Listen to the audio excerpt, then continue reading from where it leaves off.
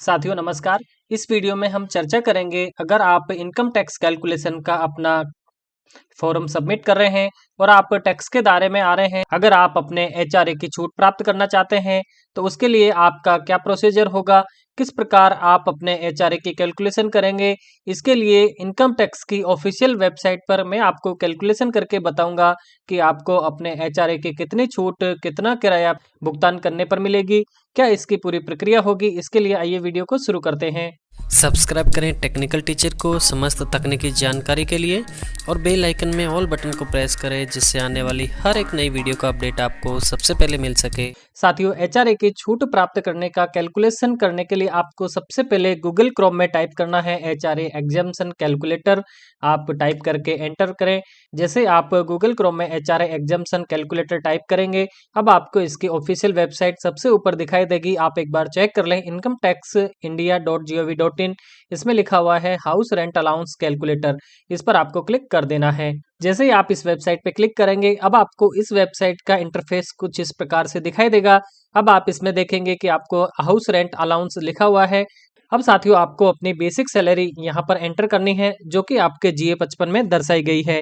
आप जीए 55 के सबसे नीचे आप देख सकते हैं जहाँ पर आपको टोटल अलाउंस रेंज में बेसिक लिखा हुआ है। आप अपनी बेसिक को यहाँ पर एंटर करें। बेसिक को एंटर करने के बाद अब आपको डीए आपका यहाँ पर एंटर करना है। जो आपका डीए राशि वहाँ पर लिखी हुई है, आप अपने डीए राशि को यहाँ एंटर करें।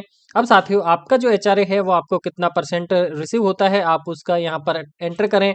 उसके बाद आपने कितना एचआरए प्राप्त किया है वो आप अपने जीए 55 में राशि चेक करते हुए और अपने जीए 55 की जो राशि है एचआरए की उसको यहाँ पर सबमिट करें। उसके बाद आपने कितना किराया पे किया है, अर्थात आपको पूरे वर्ष का यहाँ पर किराया भरना है। आप जितनी किराया राशि आप यहाँ पर सबमिट करेंगे उसी के हिसाब से आपको नीचे कैलकुलेट करके बताया जाएगा।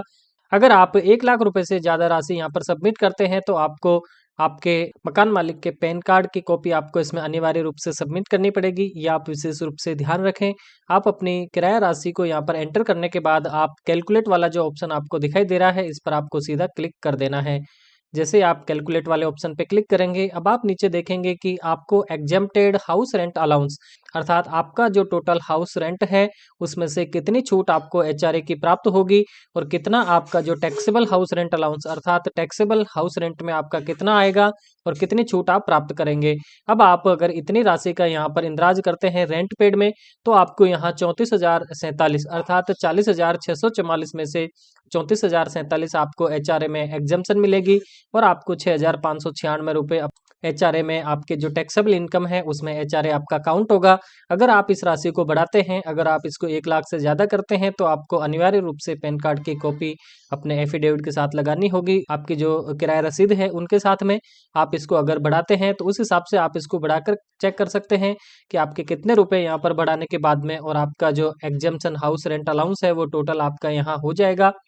अगर हम इसको 96 की जगह 1,05,000 कर देते हैं, उसके बाद अगर कैलकुलेट करते हैं तो उसके बाद कैलकुलेट करने पर हम देखेंगे कि हमारी जो टैक्सेबल इनकम है उसमें हमारा एचआरए 0 हो गया है और हमको पूरा जो एचआरए प्राप्त हुआ है इसकी पूरी एचआरए की जो छूट है वो हम उसमें प्राप्त कर सकते हैं।